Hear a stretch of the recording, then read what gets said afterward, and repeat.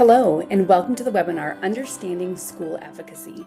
My name is Courtney Williams, the host of America's Kids Belong's FosterCon webinar series. This is the first in a brand new series we're just launching called Understanding. Through this series, it is our hope and aim to help you better understand what your role is in the foster care equation, whether you are already fostering or you're considering fostering. We've got many great webinars coming up through this series, and I'm going to share those with you at the end of this webinar. But for today, welcome to Understanding School Advocacy. I know as a foster parent, as an adoptive mom, how hard school can be, how hard it can be to know what's best, how hard it can be to communicate sometimes with teachers, and just even hard to help kids at home when it comes to school. So let's dive in and check out who our guests are today. Today we have with us three wonderful guests, Tina Bauer, Rhonda Dennison, Abby Crooks. Go ahead and read a little bit about them as I'm talking. We're also going to introduce them fully when they jump on with me as well. But before we get started, I just want you to share a little bit of America's Kids Belong. If you're new with us, it is our mission to dramatically improve the experiences and outcomes for kids who are in foster care. And this is some of the way that we do that. We want to educate and help equip potential and current foster families. So again, let's dive in now with our speakers, Tina, Rhonda, and Abby. Well, thanks for joining us, you three. Tina, we're going to start a little bit with you. Tina Bauer is a born and raised Texan. She's married to her husband, Paul. She's a mom to a toddler and two adorable baby twin girls. She has a background in education and ESL and experience teaching in the Title I schools and overseas. She also has a heart for kids from hard places, both on a personal and a professional calling level, shaped by her own experiences with abuse, neglect in foster care, and being adopted. So Tina, thanks for joining us. We love to have your voice. She also works for AKB, so I feel like I know lots about Tina, and we love whenever we get to hear her voice. So can you share a little bit more about us, your background in foster care and in teaching? Thank you for having me. I'm so excited to be on this with you all. I had to cut back my hours a lot with the twins, so it's exciting to be back a little bit. So my experience in foster care, just jumping right in. My life began in foster care. Foster care was not a safe space for me, which was very disorienting because, as you know, kids are put in foster care because of trauma, separation from their first family. So to have it not be a safe space was um, obviously detrimental to my development, learning, especially because I was in foster care in the most formative years. And so, of course, that impacted my brain, my body, my emotional regulation, problem solving, all those things that you need for learning school. And so that was, kind of the cards I was given. So that's kind of where I come to this. Yeah, thanks for sharing. And teaching, you've been a teacher. Yes, yes. So I was an elementary public school teacher for 2 years. I started in COVID, and that was very hard. It was like having three jobs. I did virtual, in person at the same time simultaneously. And we rotated three different classes, and so I had more than 60 elementary school students that I was trying to keep track of virtually and in person. So yes, and then like you said, Courtney, Title I district is the only one that I know. And so of course those have, own set of challenges that goes with that. So Yeah, so you guys can see why we have Tina on today. She's going to be a great asset to this topic. So thanks, Tina. Next, we're going to introduce Abby. Abby Crooks is a veteran foster parent, a public school teacher with a Master of Arts in Teaching and 20 years of experience. She's also the founder and executive director of Fostering Faithfully. She and her teacher husband, Jonas, have been raising children, two biological, two adopted from foster care, and 46 for a season. They've been doing that for the past 18 years on a cattle ranch in South Carolina. Sounds super fun and interesting. Yeah, Abby, thanks for joining us. Can you share with us a little bit more about your background in foster care and teaching as well? Absolutely. Well, at about 17 years old, I knew that I wanted to do foster care and adopt. And so we had our two biological sons. And then when our son was 15 months old, we went to the training classes. And so we did foster to adopt first. And so we just fostered our daughter 6 months and then adopted her. And then she was 2.5 when we got her. And then about a year and a half later, we were like, hey, somebody took good care of our daughter, right? And so we can do that for another child. So we became foster parents in our community, and we got a 4-pound baby. And we gave her to her family, her relatives in North Carolina. And then 14 days later, that fell through. She came back to our home and stayed forever. And she's 12 now. And then we have a 26-year-old that we didn't adopt from foster care, but he aged out of a group facility here in our community and is like a son to us. And he's getting ready to start his student teaching. So we are super proud of him, and just excited that he's chosen education, because my husband and I are both teachers. And along those 46 foster placements and life happening, we have been teaching. So my experiences in education are that I got my master's in education after a first degree, and I taught middle school for about 7 years. I've taught English 101 and English 102, everyone's favorite college courses, at a local technical college for a while. And then I came back here to the school district of Oconee County, where I'm teaching adult education for a little while, which was super meaningful for me. And then now I am the business marketing entrepreneurship teacher at a local career center. So loving it. Glad we're doing this, because sometimes with caseworker turnover, I feel like maybe foster parents are going to need to get some of this themselves and help caseworkers understand it too. So glad to be back with. Definitely. Yeah. Thanks for sharing, Abby. And last but not least, I'm going to introduce Rhonda Dennison. She is the foster friendly coordinator for Colorado Kids Belong. She's an adoptive mom of 4. And with 13 years of experience advocating for her children's diverse educational needs, she has learned and is still learning how to navigate the school systems, and is now sharing her journey to help others find their voice at the table. So, Rhonda, thank you. Love to have you on here as well. For those that don't understand and know the AKB structure, we have America's Kids Belong, and then we have chapters within. So Colorado Kids Belong is one of the chapters of AKB that Rhonda works for. So Rhonda, tell us a little bit more about yourself as a mom and how that all came to be. Yeah, so my husband and I have been married for 23 years, and we adopted our 2 oldest through infant domestic adoption. My oldest is actually my best friend in college's birth niece. So my best friend is her biological aunt, which was really special. And then adopted a few years later Amelia, and then we weren't quite sure what we wanted to do. We knew we wanted to continue advocating and having kids who need homes in our house. And so we eventually launched into foster care, and we really had the heart for fostering kiddos, having kiddos in our home until they could be reunified to their first families. And that happened a few times when we had kiddos in our home, and then it didn't happen. And we have 2 kiddos who are permanent now. Our 2 youngest are 7 and 8. And so we have 4 kids, all through adoption, 2 through foster care. Thank you.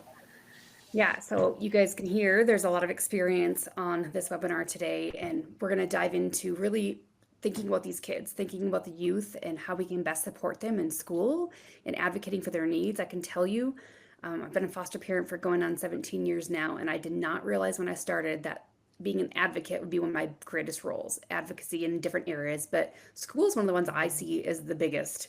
That we just really have to be an advocate and helping them, and sometimes going back and back and back many times, bringing up the same conversation that we thought something was decided upon and things aren't happening. And as we know, as educators, that's just part of the system. I mean, I'm a former educator and former principal, so I know and I understand that it's hard as teachers as well. So having all of us on this call, I think is really going to help people understand how they can advocate better for kids when it comes to their needs and care.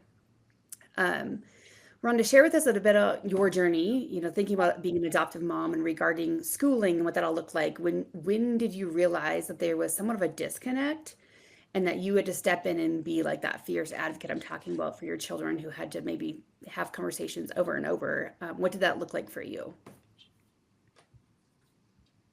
Yeah, so I would say I did a really poor job at this in the beginning, just full transparency. I grew up in a house where, the teacher's always right. And I think, and where no matter what the teacher's saying, like fall in line, my mom would be like, the teacher said this, you're in big trouble, And so I kind of took that posture at first. And I do think teachers work really hard. They're not our enemies. They're like amazing. So when the first few things happened with our daughter, she was at a charter school.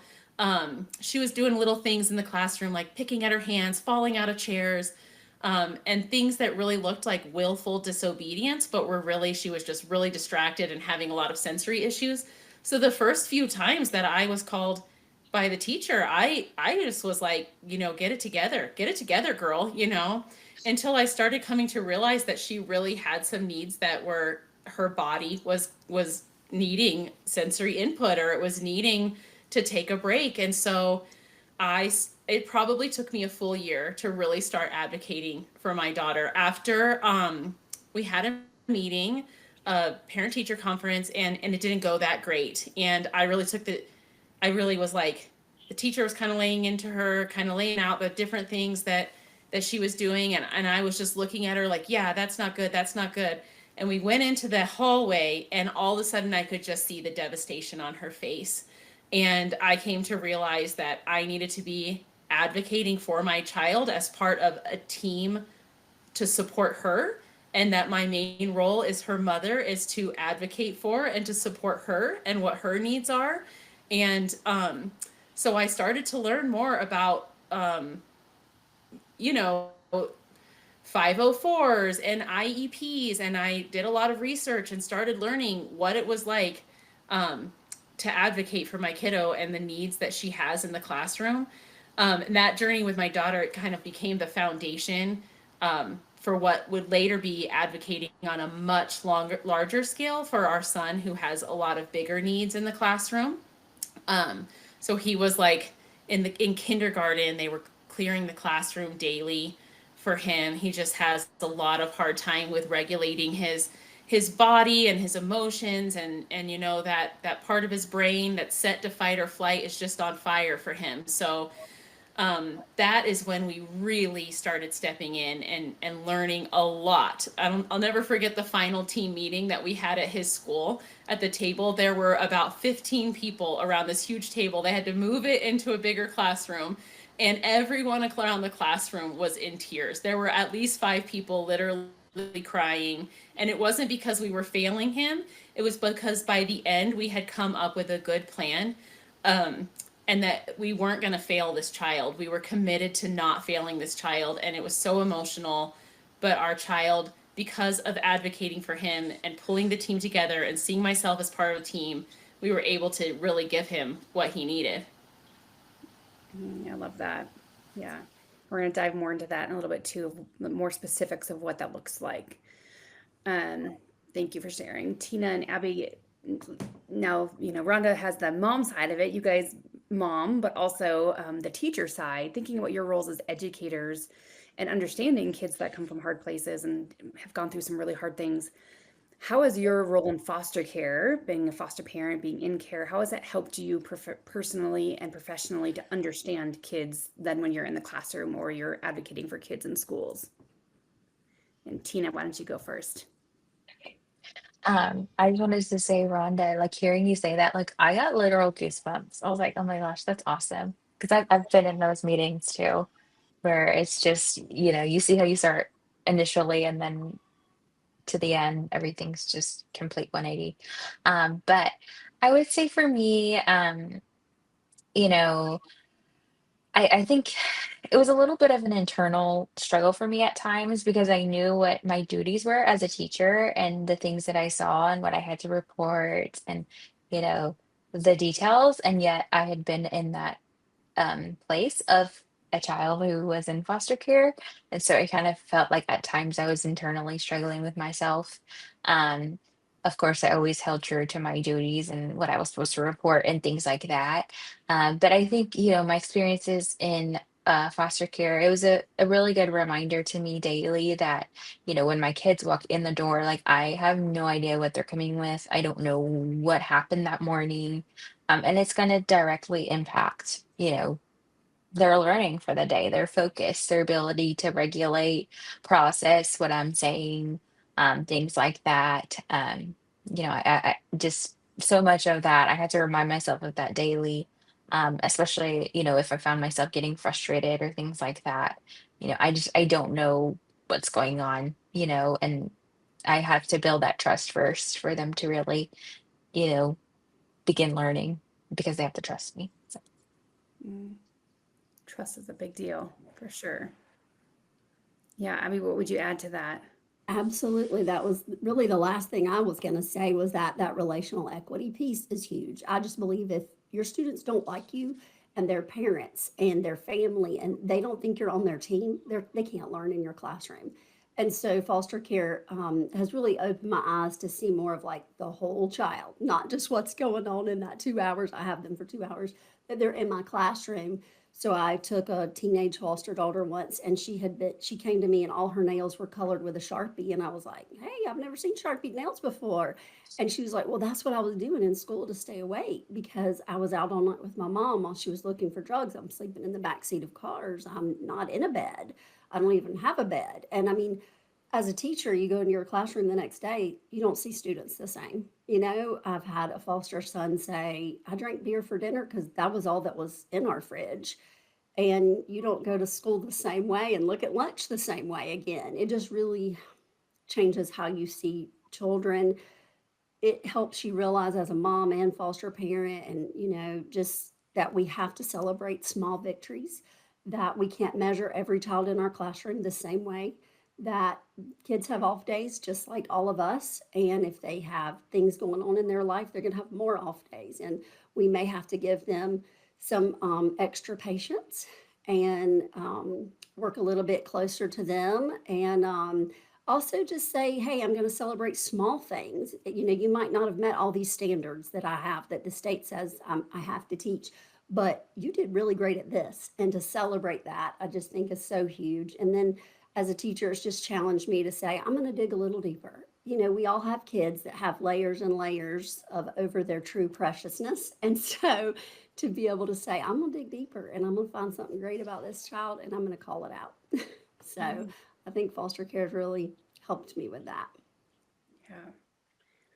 Yeah, so we know that when kids come into a classroom setting, I think all of us would agree that teachers, for the most part, I mean, I've met a couple of bad teachers, but for the most part, teachers have they're great meaning, right? They're there, they love kids, they mean well, but sometimes they just don't have the information they need to really do well for certain kiddos. So I know a lot of times people will ask me, foster parents will say like, what should I share with foster or with teachers? What should I not share? What's too much to share? So Tina, Abby, what are some things that you think it's vital for teachers to know about a child to best support them? Like, what are some things that the foster parent should be sharing, information they should be giving, situations they should share, and then we'll talk about what they shouldn't share. But first, Tina, what should we be sharing? Yeah, that's a really good question. Um, I think, you know, foster parents should just keep in mind that their child's story is not theirs to share. But if they, it's important to take a step back and ask yourself, how will my child's trauma directly impact their learning in the classroom? Because I believe that's the information that the teacher would need to know. So an example would be, you know, so I'll just use myself for an example. I would say to a teacher like, Tina has food insecurities, and that might look like hoarding or emotional responses around snack time or meal times, or the beginning of the day, breakfast, things like that. Full stop. That's what I would say. I'm not going to tell them, that you know previous placements used food as a punishment, or that Tina was malnourished, or the nitty gritty. Don't need to know that, but I think that just that much information is enough for me to know as a teacher that if I find, snacks in the desk or in the backpack, or, you know, a breakdown over things that I think are not a big deal, the child sees it as that. That's enough for me to give that grace, give that patience, anticipate those things to come, and eliminate those areas of frustration that could potentially arise in the classroom. And also prepare for how am I going to respond when the kids are asking, why is this going on? Um, so. Definitely. Abby, what would you say or add to that? I just want to encourage parents, even if you're a foster parent who has only had a child 3 months, 6 months, you still know them better than a teacher. So, like, help the teacher out. We've got 30 kids in our classroom, and you know your child's triggers. You know that, what might cause them, food, things like that might cause them to have a hard day. So, like, if we're keeping a journal and we are getting to know our children and we are becoming learners about them, then we can help teachers interpret behaviors a little bit more compassionately.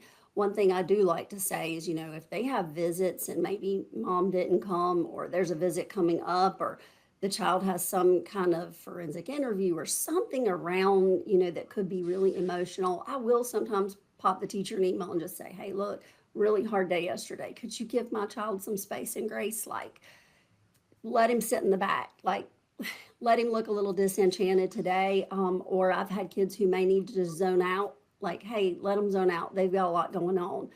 I've had students that are great fakers. I don't know if you teachers have had those, but they look like they've got everything going on in the classroom. But truly, when she gets home, she can't tell me what's on the test, what they talked about that day. So I like to tell teachers, I may need an IEP with a study guide that has right answers because my students wasn't really there today. So, like, I think it's appropriate to advocate for those things if you know your children might not always be with them in that classroom emotionally, in the headspace to learn. So we can work together to help these kids. But also, what is it like to work with your child at home? Because the teacher might be getting mad that you're only doing part of the homework. Well, that might take us 2 hours to do part of the homework. So I feel like teachers need to know, like, we can't do all this because at the end of the day, my child's emotionally trying so hard to keep it together at this school, in this environment, that at home, he's got to go out and shoot basketball. He can't sit there and do homework for hours. Like, that can't be our expectation. And so I think teachers need to know if we're struggling at home. Like, look, my child's compliant at school, but at home, like, this isn't working. We're not getting, he won't work with me to get this work done. So those are some of the things I like to tell teachers. If the child's 16 but really 12, I like to give them a heads up because high school teachers will be like, why are you emailing me? And I'm like, well, I'm emailing you because I care, because I'm going to help my child at home. And so just to upfront say, hey, look, I know my child might be a high school student, but I'm going to have to be involved. Like, please be patient when I ask questions and email you. I'm just trying to, help my student be successful in your class. And so I think if we front load that our children might not be operating as a 16-year-old, that will help them be a little bit more understanding. I mean, if you're reading a book in class and you say, oh, there's a book report due in 9 weeks, I've had children who be like, they won't do that assignment. They don't know how to break it down. I might have to go get the audiobook for them. I might have to show them the movie. I might have to, I don't know, do whatever I have to do to help a child be successful. But I need to be communicating with a teacher sometimes, even for older kids. Definitely. Yeah. Nikki, do you think that there are some examples of what we should not share? You shared one earlier, but what are some examples of other things? Like, what are some things they don't need to know? I think the main one um, would be like the teacher does not need to know why the child was in foster care. I think sometimes there's curiosity around that and, maybe genuine, interest and not like, they want to know the gossip, but they don't need to know why. And so I think that's just important, especially because I will tell you, as someone who is a teacher, teachers talk. Hmm. Once someone know, everybody's gonna know. Like I'm sorry, it's just how it goes. They talk. I was not somebody who spread stuff around, but I know people who did. And so it's just important. Like once you tell somebody, like you have no control on where it goes after that. And so that's an important reminder. But I think that's all I would add. Yeah, definitely so important to remember. We just had a girl in our care recently, right before our school got out this last year, and we sat down and we're like, we could just tell she was having a rough day. And I said, hey, what's going on? We didn't know her very well yet. And she said, my teachers all know I'm in care, but they're all treating me like I'm in care. I'm like, well, what do you mean by that? And she's like, well, they're making it so obvious. She's in high school. And she's like, they're all treating me like babying me over the top. But nothing in my life, I mean, yeah, I'm in care now, but like I'm still the same student I was yesterday. And so I said, well, do you feel comfortable talking to your teachers about that? And she's like, no, not really. And I said, do you want me to send them an email?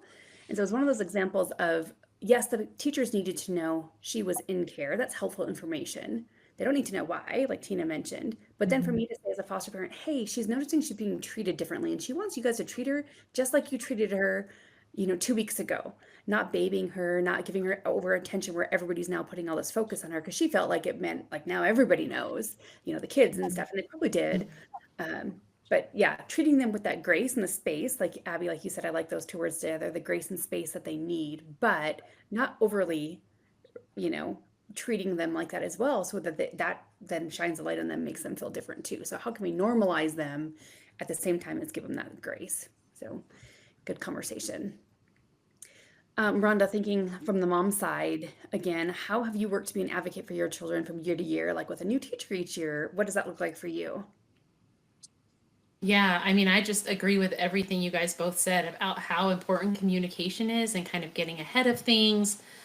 We start every year. I just reach out to the teacher and introduce myself, explain some of the needs that especially our youngest has.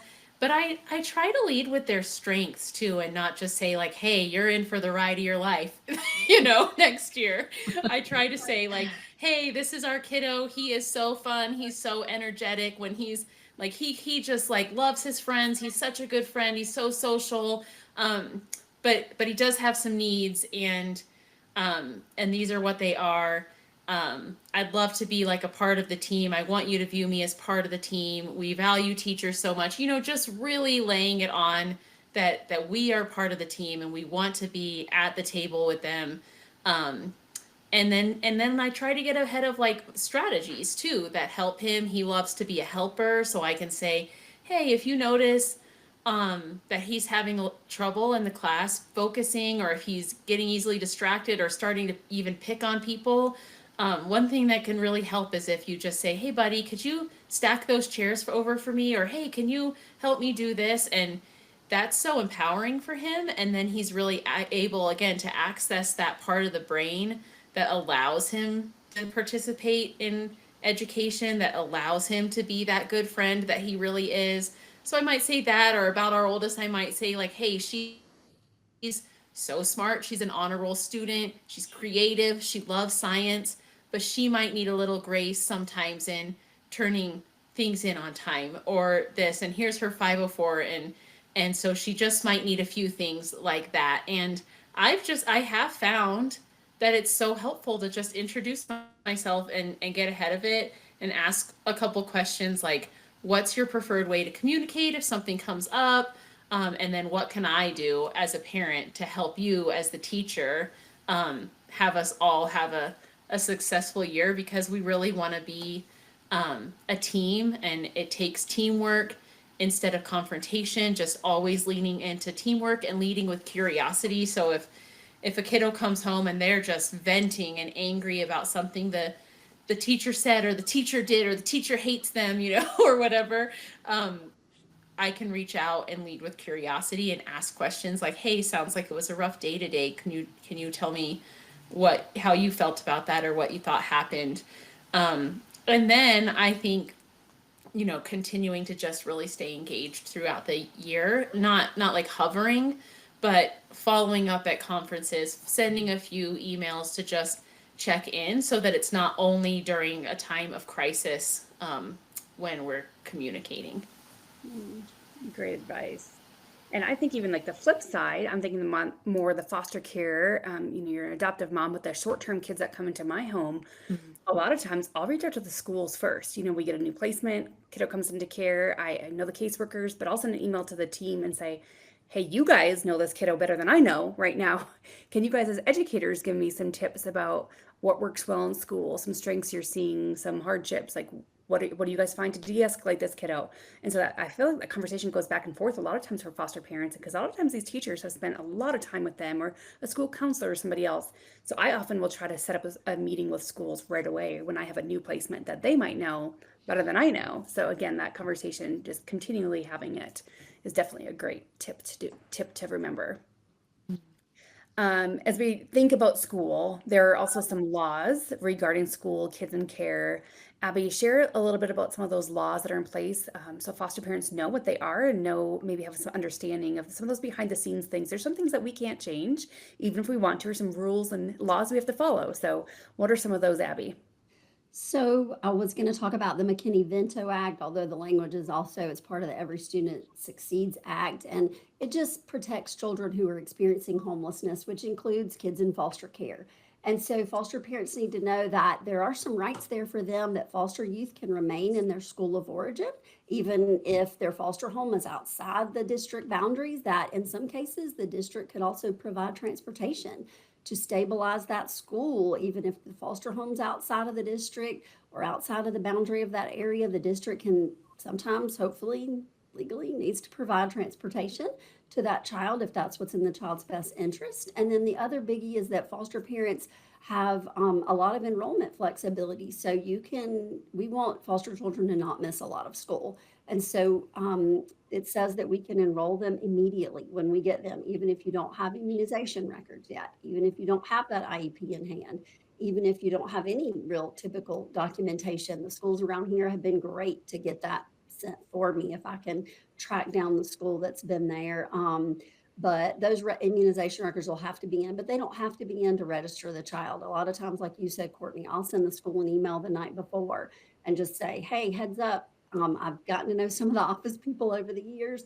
I've got a foster child coming in the morning, and I also am unashamedly beg for a teacher I know there. If I know a teacher that's going to be great for a student in my care, I ask for them. So I do. So anyway, I also just wanted to mention before I move on that, a lot of children in foster care are going to get that breakfast, free lunch and breakfast, which can be huge to a child. And so the next law is the Family First Prevention Services Act. And some of us may know this because it provided a lot of federal funds to keep kids out of foster care and strengthen families. It ushered in a lot of new support for kinship caregivers, relative caregivers. But what I really want foster parents to know and understand, and adoptive families too, and kids that go home that are older, there are Chafee foster care program. And there are a lot of supports there for older children in foster care. And this starts at 14. We start planning and providing services for kids. And so these are federal funds. It's that helps young people get ready for the world of work or college. It could be housing assistant, employment support, life skills training, buy a bike, buy a car, repair the car, not buy a car, repair the car, provide tutoring, swim lessons, interview clothes. Um, Education and training vouchers are out there, $5,000 worth, and they can have those up until they're 26 or 5 years. They can use that $5,000. So there are a lot of supports out there for children over 14 who are in foster care. And even if they leave foster care to go home and reunify, get adopted, some of those funds are still accessible to them. So definitely talk to your caseworker if you have some older children that want to be a mechanic or any kind of vocational school these funds pay for. So sometimes they need that trusting, caring adult. The funds are all there, but they need someone to help them navigate to those. And so definitely we need to help our children access those services and resources that are there for them. For sure. Yeah, awesome. Thank you for sharing. And yeah, we want kids to be able to stay, right, like as close to home as possible, in their school if possible. And there's reasons why these federal laws are in place. And if that doesn't happen, just so people know, I mean, we had a case last year. We live 2 hours away from where this placement was. They very, very small community, no foster homes. And so he was placed in our home. And at first, he was enrolled still in the school there. Placement happened over the summer, and then they enrolled him in the school where he was from.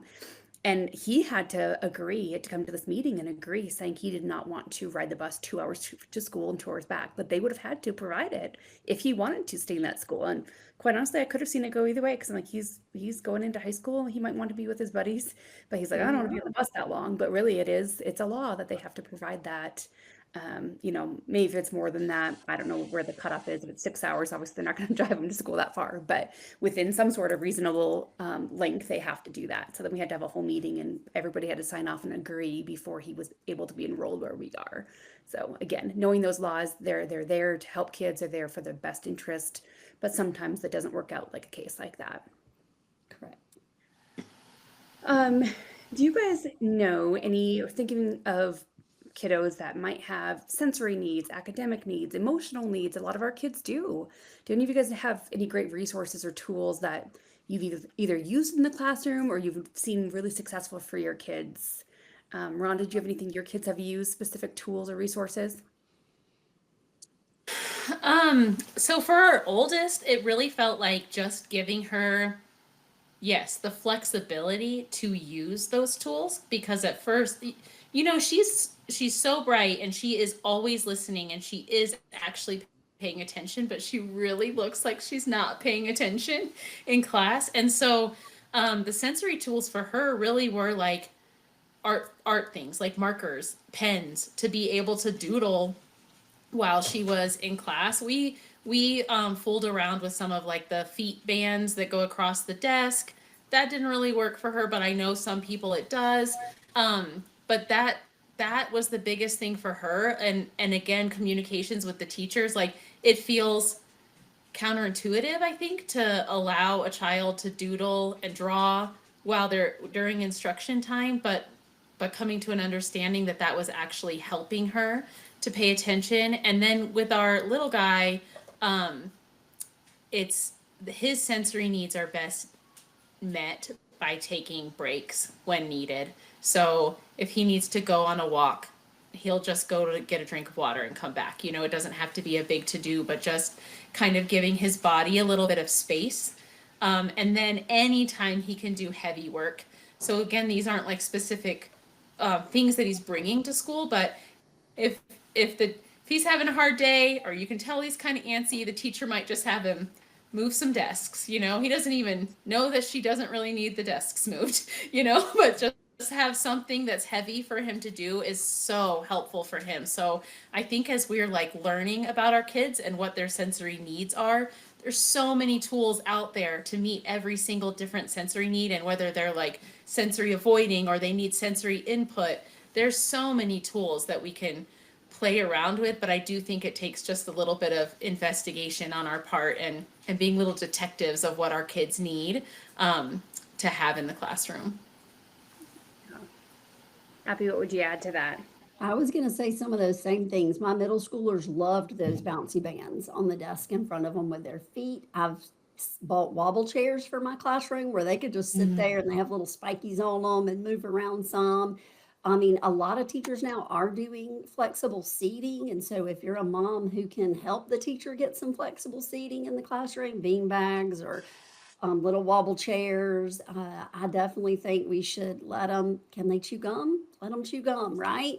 Can we give them a sucker? Let them have a sucker. Like, let go of some of that controlling about the candy and gum.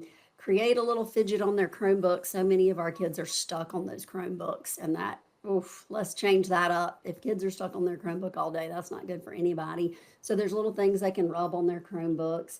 Some kids are very visual, so I feel like give them a visual morning check off, like laminate that thing so they can check it off, because some kids, let's face it, they can't remember. They actually can't remember what they're supposed to do every morning during that time that teachers expect them to come in and do this, this, this, and this. Well, some kids need that checkoff list, right?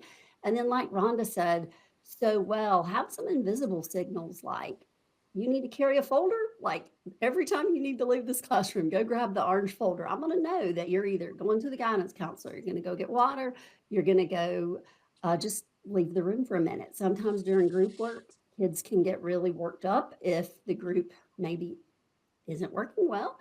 And so maybe they need an invisible signal that they need to go, that they're about to come unglued. And so working some of that out with teachers, if they just need to go out and take some deep breaths, working up some signals, having some fidgets. Yeah, let them carry the folder. I wrote down also, like, if they're blurter outers, which some of our kids are, give them 3 dots on their desk and like you get 3 blurts, right? So use them wisely. And sometimes they are really able to not interrupt the class so much. And so I think all of those things, I think, like I said earlier, like Rhonda, she's learned so much about what makes her kids tick. And I think that's what we all have to do. And then let the teachers in on those secrets, right? And so The Out of Sync Child is a great book. And then she has another one called The Out of Sync Child Has Fun. I've read those. It really helped me understand cravers, avoiders, all those things. And I'm don't ever take their recess. Please don't ever take their recess. Like, I'm not an advocate of that. I have gone to teachers and been like, wait a minute, the very kid that needs to go to recess, you are taking recess. Like that, no, we cannot do that. I don't care if it's 35 degrees. When I was a middle school teacher, we went outside. Get your coats. I had borrowed coats, right? So these kids, like, just encouraging teachers, like, can we work around taking their recess or their lunchtime? Because I had a student, very bright, like you said, Rhonda, but he was out of control in the classroom. And I knew he was, but she kept taking his recess. And I was finally like, hey, listen, like, send the work home. I won't let him ride the power wheel. We'll get the worksheets done. We'll turn them all in. He like breezed through those things. We only had to do it a couple times. And then he was like, I want to ride the power wheel when I get home. So I'm going to do these sheets, right? So I think letting them go outside is super important. Yeah. Tina, what else would you say? I mean, I would agree with all of those. Do not take recess. I mean, it's like punishing yourself more than Mhm. them. Yeah. Like, I would have kids who we would go to I would tell my kids, I'd be like, "We're going to recess because I need it." Like, you maybe still be in trouble, you can walk the perimeter, like, or you're gonna do what I say, okay? We're gonna do lunges, we're gonna do jumping jacks, we're gonna like, I would make them do stuff, make sure they were still moving because it was punishing me, not them. They didn't often care. But yeah, I would agree with all those things. I had a student, he had really severe ADHD. He did a lot of self-harming and things like that. And so he had his own set of fidgets that I got him. And then he had somewhere that he put them away every day, and then somewhere that he would get them out every day. And that would really helped him a lot. And also, just proximity, making sure that the kids who need you are sitting near you so that you can use that proximity to you know, nudge them back on track without actually like, calling them out or bringing attention to them because that often doesn't help. It just makes it worse.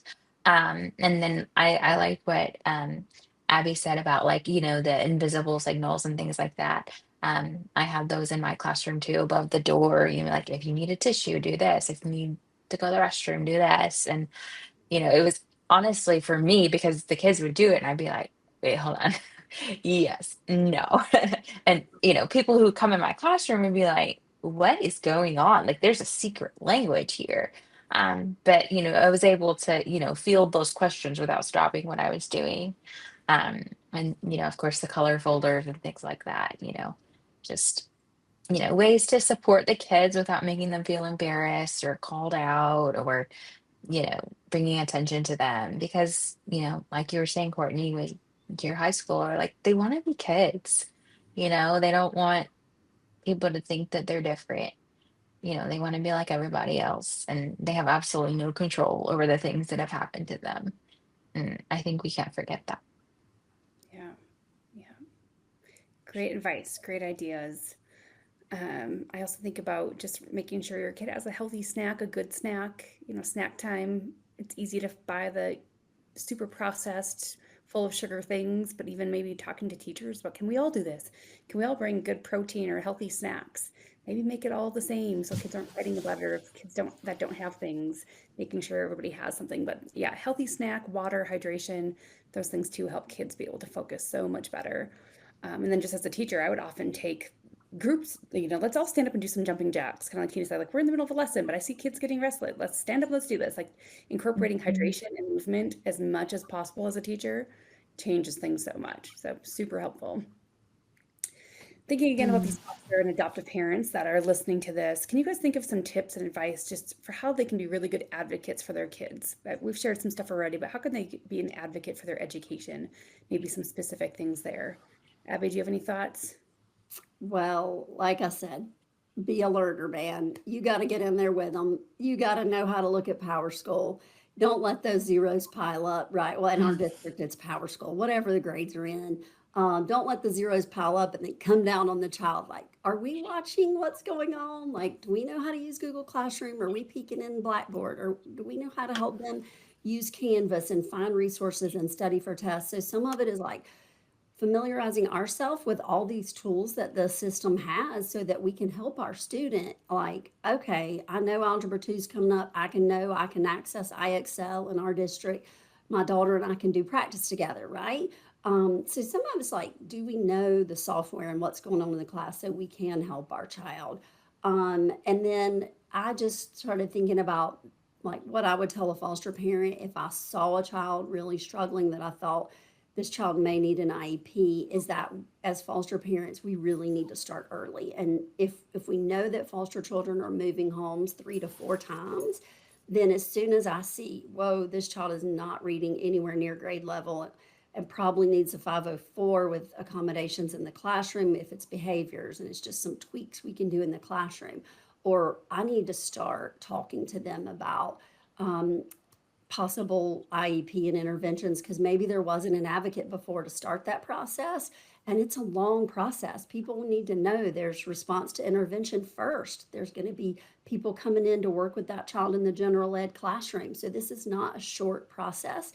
And so if foster parents could start that early for kids, if they need an IEP to be successful, we need to help start that ball rolling because even if they get moved or they go home, that process is going to continue, right? There's a lot of accountability there so that that child doesn't fall through the cracks.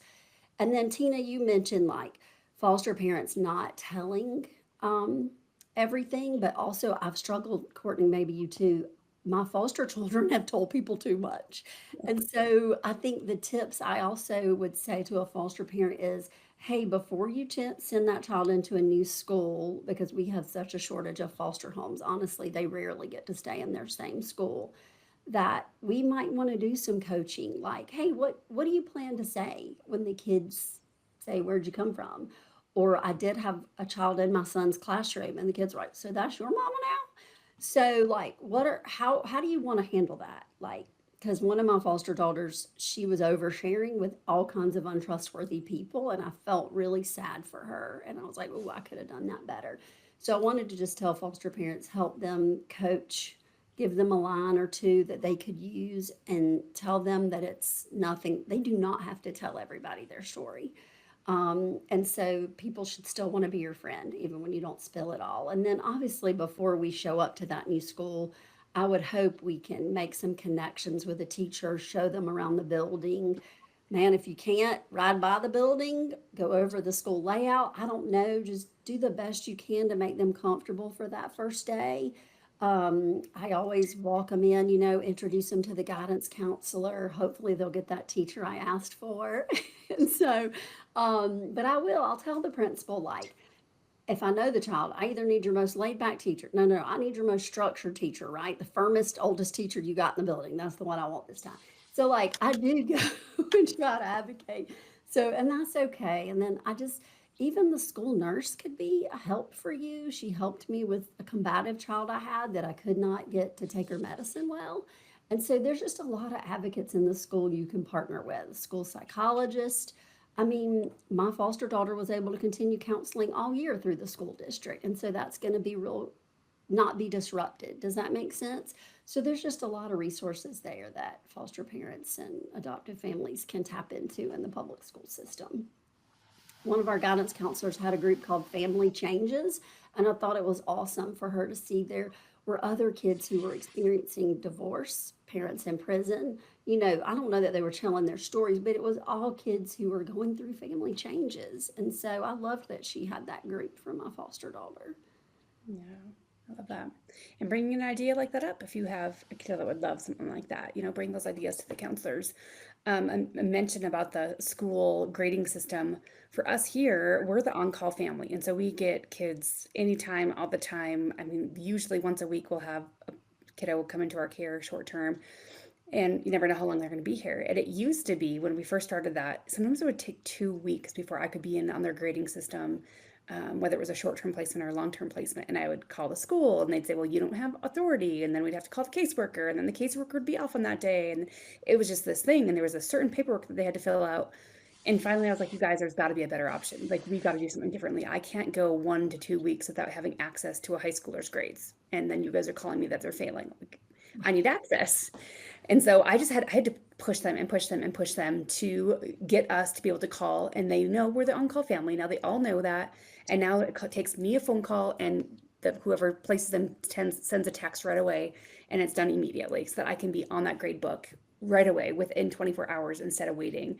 And so again, I had to bring it up probably 5 times before they put that into action. And the school registrar was agreed to do that. But I was like, this is not a typical situation. Yes, they get to go to school, right? Like that act that they get to go to school immediately. But now if we don't have access, then we're losing these kids. Right. So yeah, you have to speak up, and sometimes you've got to bring it up over and over and over if you see something lacking in the system. Tina, how about you? Some advice? I would say a little bit, less, in the details of it, but more like in the classroom. I would encourage you to be an advocate for your kids, when it comes around like activities and things that are centered around family. And, gently reminding the teacher that, this kid may have a hard time around Mother's Day or, Christmas time or, those types of things. I love hearing about that group with family changes. Like that would be ideal, right? Everywhere, but that's just not always the case. And so, just advocating for your kids, in that they may need, maybe multiple copies of activities because, they may find it frustrating to make whatever for mom or dad, if there's that strain, with being separated from them in foster care. They may need multiple copies to do it again because maybe, they want it to be perfect, or, maybe they want to make one for foster mom and, bio mom and, maybe another mom, grandma, or whatever. So, just giving the flexibility in those activities and, as a foster parent, asking the teachers to do that, and maybe even offering to help in those things. I think you know, that's one thing that I really want to encourage, foster parents is, offer to help, offer to, when you ask a teacher to do something, how can I help you do this? Like whenever I would hear that, I'd be like, okay, hold on. Nobody's ever said that to me. Let me figure this out. It's just, it makes a big difference, but just those things too. Yeah, I love you bringing up those projects too, because just last year our adopted son had to do the whole family history project, and I wasn't able to bring it up to the teacher ahead of time, but we talked about it afterwards, and I thought that we're kind of the place where people understand that these aren't best projects, especially if they know they have a kiddo who's adopted or in foster care in their class. But again, just bringing those up and bringing those up all the time, and I think being okay to bring up those uncomfortable things where teachers probably will feel really badly, and then they'll be like, oh, I did not think about it.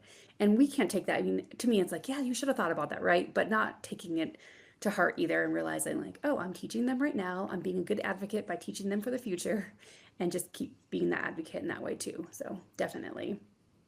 Rhonda, what would you say? I loved that Abby brought up teacher requests because I unashamedly request teachers based on, and one year I asked, could you give my kiddo this teacher because she has a really pleasant expression on her face all the time? And my daughter is very sensitive to facial expressions, and they did it, And so I just was honest about why. And I think like if you come at it with this would be more successful for everyone, then it's really helpful. But I mean, really, unashamedly, if I think someone's going to be a better fit, then I say it, and I say why. But I think, one, I would just really remember, even if someone said this earlier, even if this kiddo has been in your home for a short time, most of the time you know them better than the teacher. So remember that you have such a vital seat at the table. You're a key part of their education, even when it doesn't feel that way. Don't wait for permission to speak up. Speak up from the beginning and advocate for them. And Abby touched on this, but know what those rights are. Know what the rights of kiddos in your home are. And then build relationships early and often. I am not above using coffee gift cards, food gift cards to build those relationships early and often. And even sometimes if my kiddo has a hard time in class and it's been a really emotional day and maybe there was a hold that had to happen, or just really tough, I'm going to give my kiddo extra loving at home and extra grace and space, like Tina was saying. But I'm also going to give the teacher extra compassion as well. And that might be a good time for a $5 or $10, coffee gift card. Um, and then another thing is just for us as foster parents, is just to remember that those behaviors that our kids have, or even yeah, I'll start with that. That are the behaviors that our kids have, those are communication. And like let's communicate that to the teachers too. If you're seeing this behavior around the same class or the same expectation every day, they're communicating something. Maybe they're uncomfortable, maybe they have a lot of anxiety or fear, but it's our job to find the why behind those behaviors and behind the struggles in the classroom. And so just us, one, as caregivers, foster parents, um, need to be detectives in finding the why, and then just encouraging everyone at the table, everyone on the team, um, in that area too. And then sometimes, like for me, it's like I need to go in there and I need to tell this teacher that my kid needs this. Like I can get real feisty, but so that's my last piece of advice is when we advocate with curiosity and kindness. Don't be afraid to of conflict, don't be afraid of discomfort, but when we lead the way in our advocacy, ask questions, be kind, know that everyone at the table, no one at the table, in I would say 99 point whatever percent of the time, these people aren't against our children. They're not against the kids in your home. And so when we remember that, it's a lot easier for us to take a breath. And then one other thing is that is worth considering. Every once in a while, it is needed to hire an outside advocate. We've done it before, and it's kind of a, for us it was an intimidating experience because I'm real smiley and real bubbly all the time, and I desperately believe the best in people, and our advocate was a little feistier than I am, And so when she came to the table, it was like, you can't do that. What are you doing? You can't say that. And so it was a little bit intimidating for me, but it was in our case so good in the end. And again, in the end, everyone was on the same page. Everyone believed that each person at the table wanted the best for, in this case, the literal table wanted the best for our kids. So those would be my pieces of advice. And I guess like just also, again, like what Tina was saying about our kiddos' stories are their stories, and not just in thinking about confidentiality, but just knowing that our kids have a story, and those stories are often misunderstood. And I think advocacy in general is about helping our children be understood, be known by the people around them, and by us knowing, and the school knowing what the kids in our home are feeling and what they need is so important. Well said, Rhonda. So thinking about a situation arises, or a parent, a caregiver is advocating for a need or for an ask of like, hey, my kiddo really needs a wiggle chair and a teacher won't do it, or something like that. When something like that happens, where they're trying to advocate and it's not going anywhere, what can they do? What should they do? What would you say, Abby?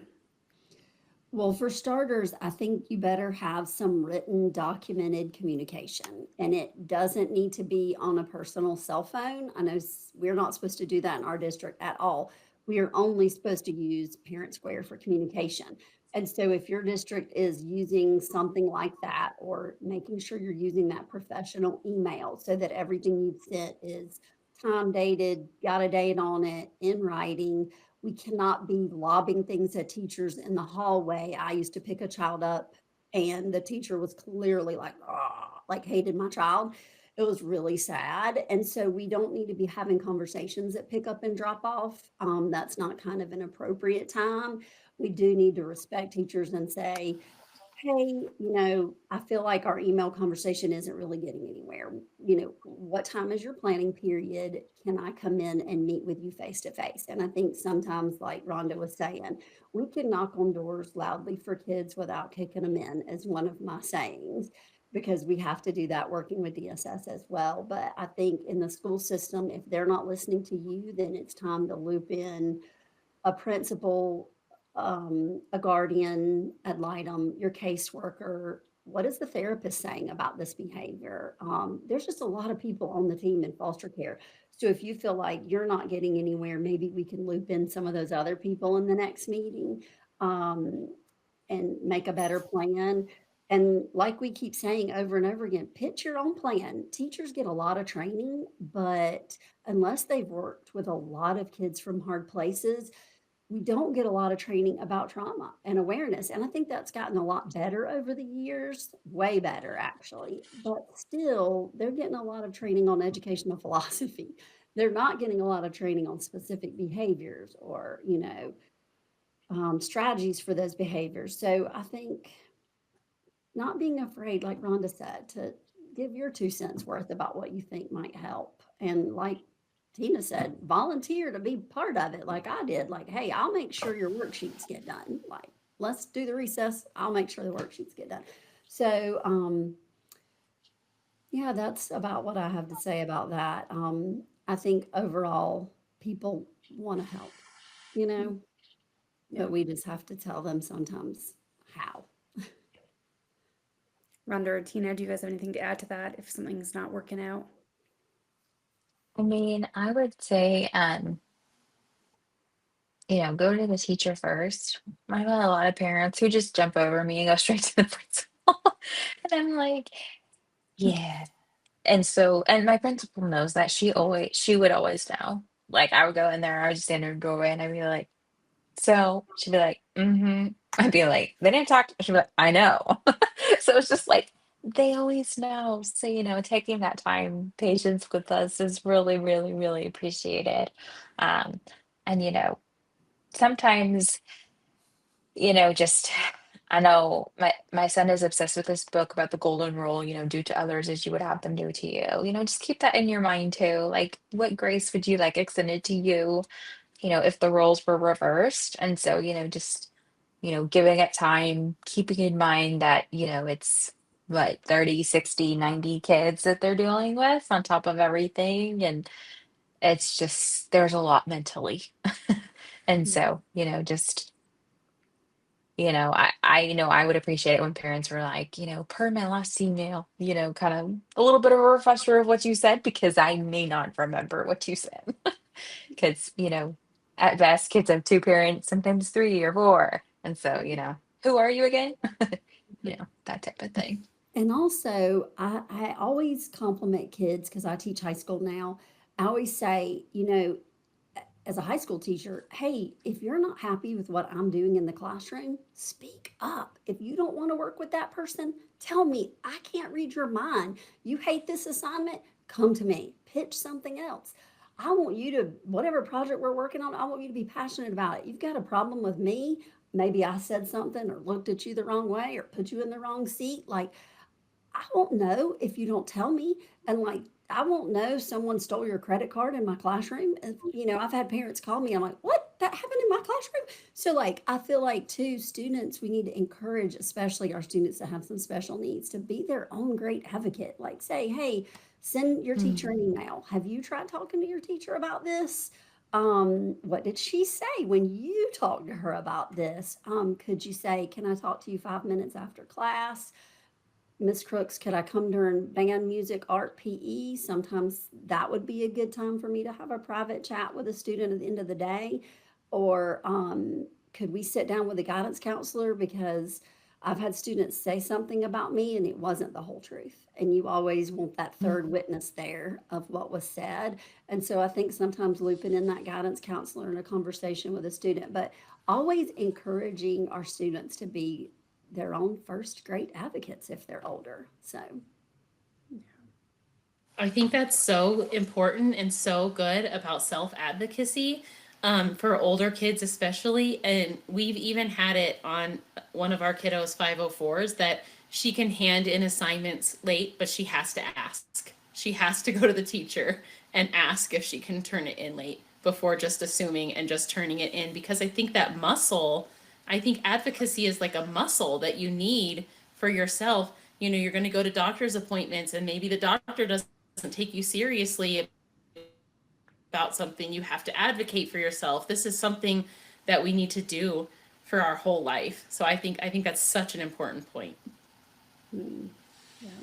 And I will just add, I feel like most foster and adoptive families, parents that I know, um, are very good about advocating for our kids. Like we are fierce mama and papa bears. Like we will do anything, but we're not good about advocating for ourselves.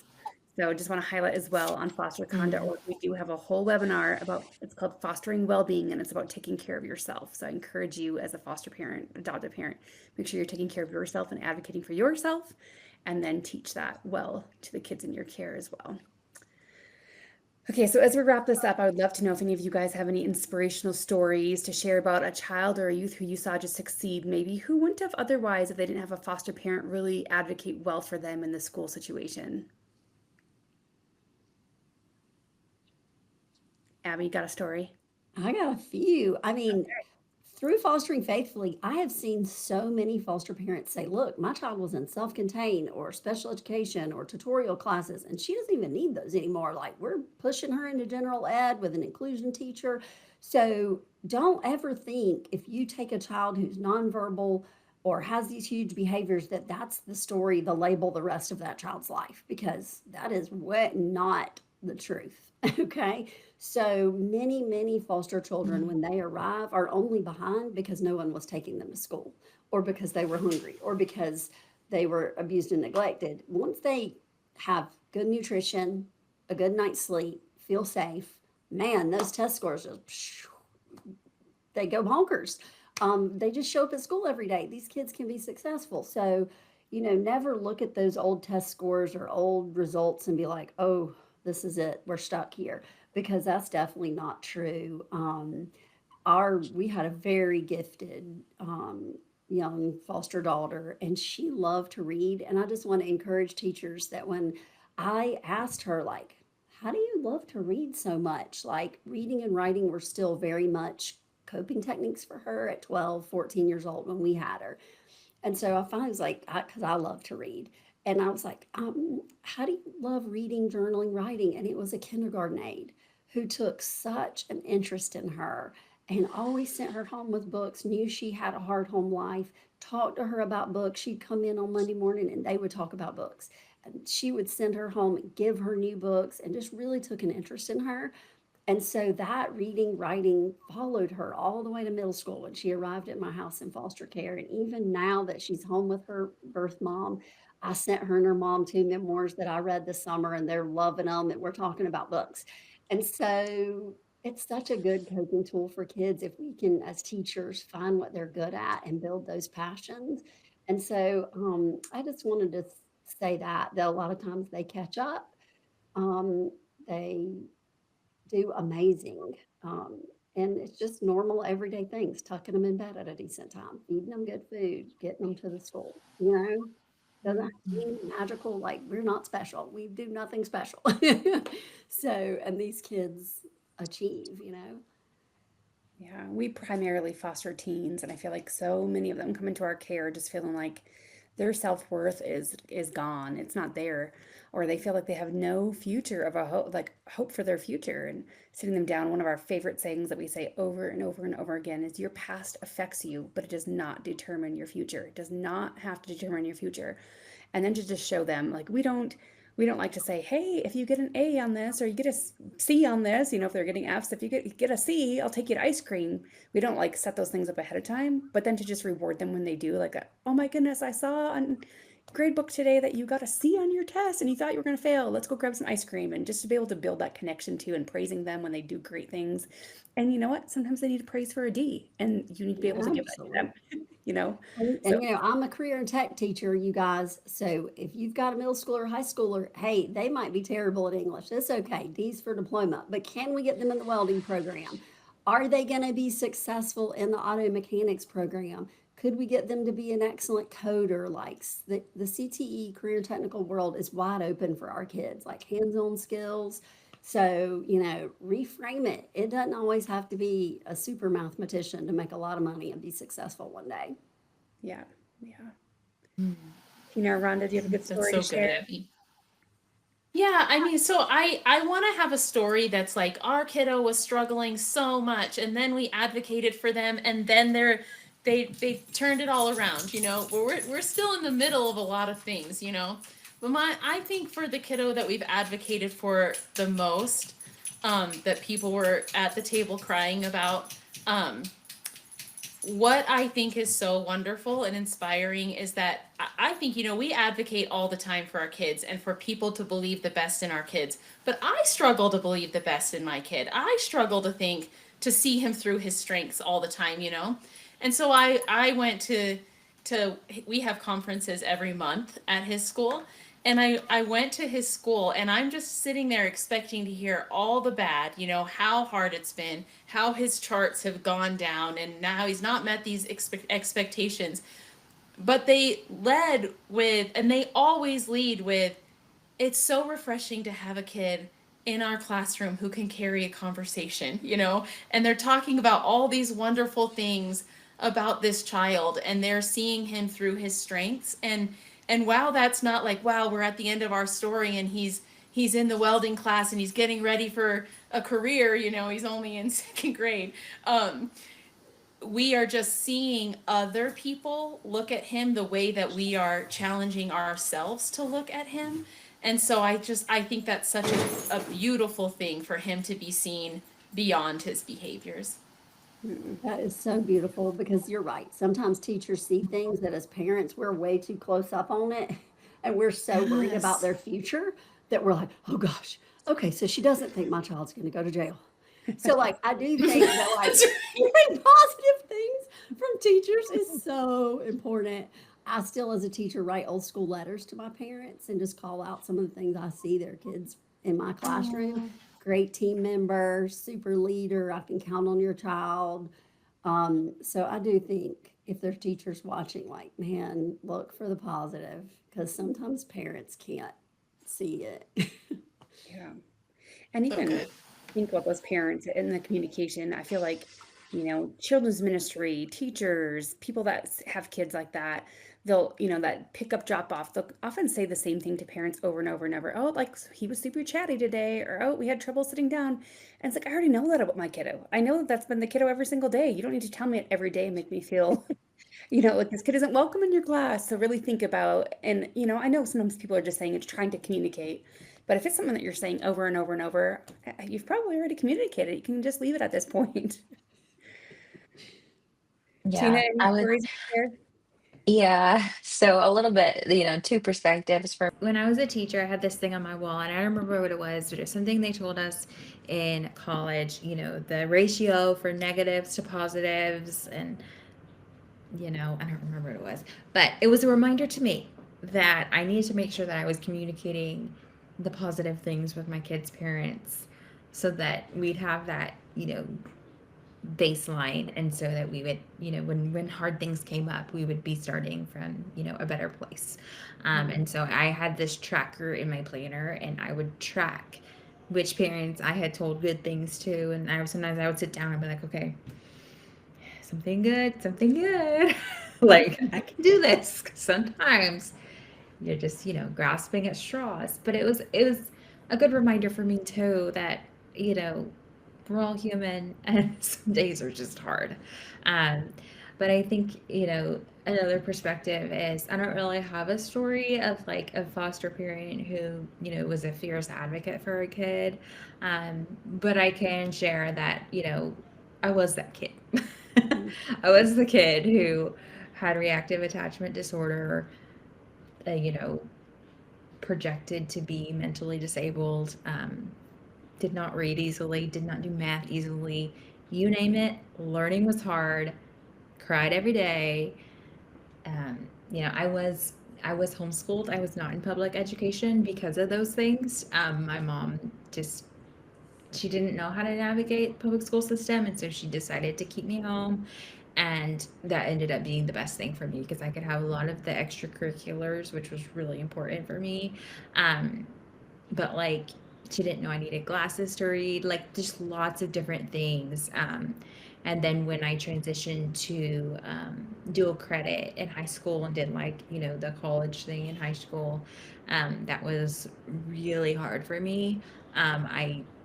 It was just really hard. Like I felt like I was constantly behind. I felt like I was dumb, just all these things. And there was a lot of stuff going on in the back end too of like curious about my birth mom and, trying to reach out to her and, battling with the fact that legally I wasn't allowed to find her till I was 18 and I was only 16 at that point. So just those types of things. But really just like I mean, I know my mom and I and even my dad for a while had this point that we weren't even sure I was gonna make it out of high school. Like it was just so hard. It was so hard. Um, I saw a lot of the ways that, the abuse and the neglect and the poor nutrition came up in the way that my brain was working and all that. And, all that to say, I've obviously, I would say, worked through most of that. And, you know, I became a teacher, which is irony of ironies, I think. And I would, when I was a teacher, I loved to tell my kids that I was bad at math. They would just like, oh, no, not you. And I'd be like, yeah, I was really bad at math. I was like, I would cry.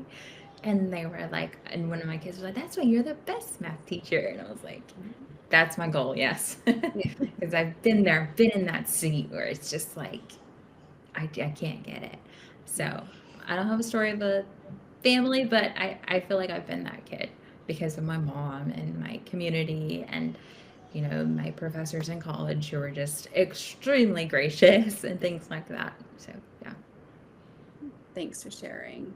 Yeah, love to hear that. And it is inspirational to hear and see. And yeah, even for our foster youth, for our adopted kids to know people like you and get to know people like you to say, hey, there is a future hope and you can do great things. It doesn't have to look a certain way, like Abby said, but you can do great things. Yeah, keep reminding them that.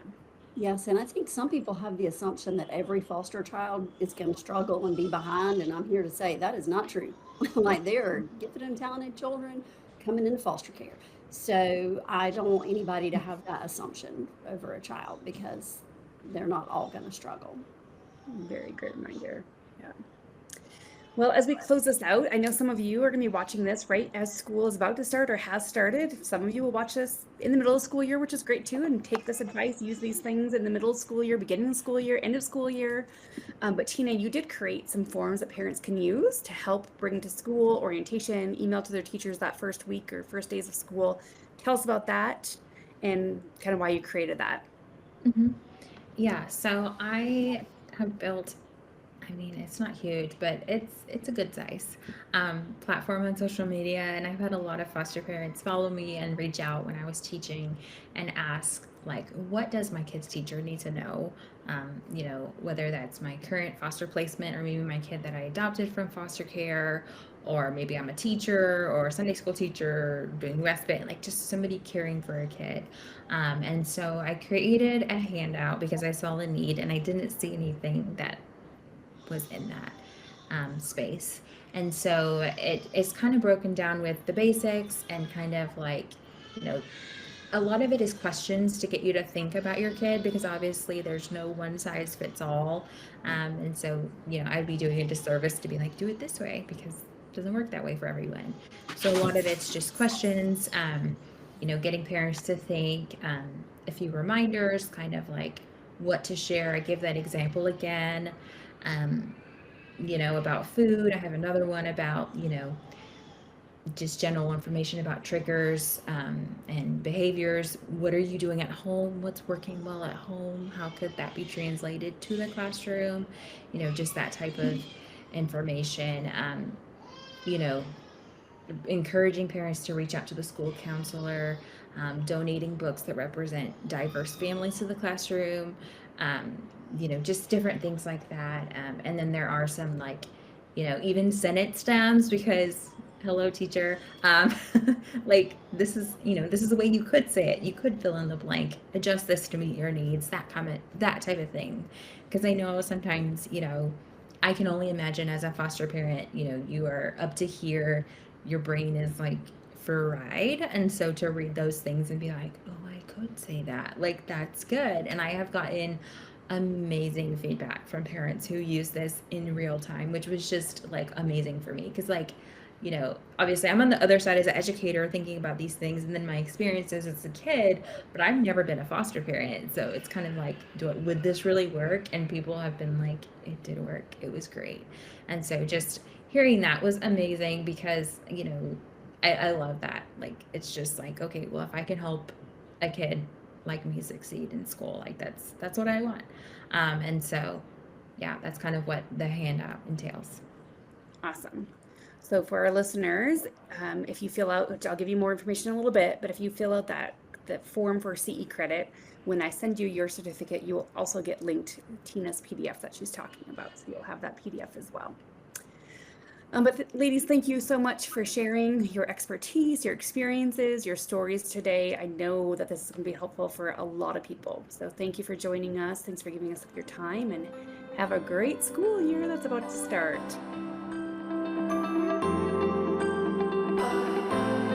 I hope you enjoyed that conversation.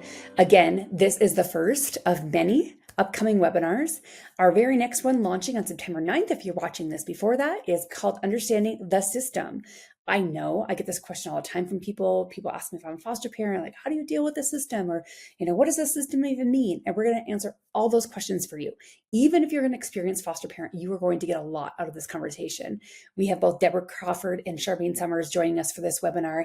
They both have a lot of experience in foster care, in being caseworkers, and they're going to share a lot of ins and outs with you to just better understand the system as a whole across the United States.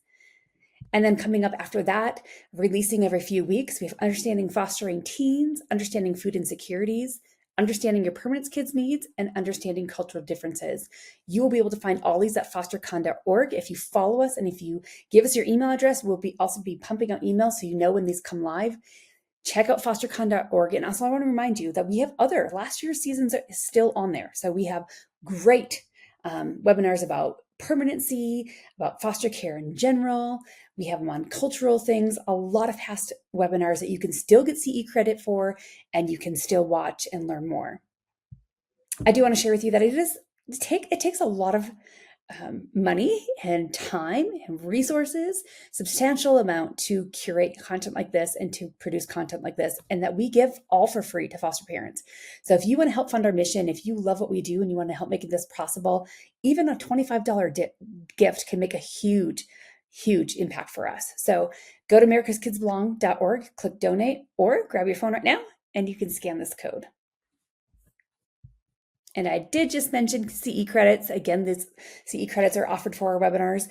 We do require that you do a little quiz for each one. It's very short, but it just ensures that we know that you watched it. So if you don't already have the link to that, go to fostercon.org. You can fill out a form. You will need to fill one out for every single webinar that you watch. I personally make them and email them to you. So give me a little bit of time. I say about up to 7 days and you will have it in your inbox, but give me time because like I said, I do these each individually. And again, I just want to thank you for being here with us today. It is our goal to improve experiences and outcomes for kids in foster care. And through that, I just want to also let you know and encourage you to check out our other content. We've got a new initiative called Fostering Front Door, where we have a plethora of information online, a database of questions people have asked over the years. And we answer all those questions for potential foster families, for current foster families, and also those that are considering adoption through foster care. We also have the Foster Friendly podcast. It is been an amazing thing to be a part of. It's over a year old now, so we've got a lot of past episodes for you to go and listen to. My husband and I, as foster parents, we even use them as our CE credits. So we listen to them. We have, like in June, we had 4 whole episodes on reunification, because June is reunification month. My husband and I listened to all of them. We wrote one little blurb. We turned them in for 3 hours of our CE time. So other options as well for you out there. Again, thank you for joining us today, and I hope you have a great day.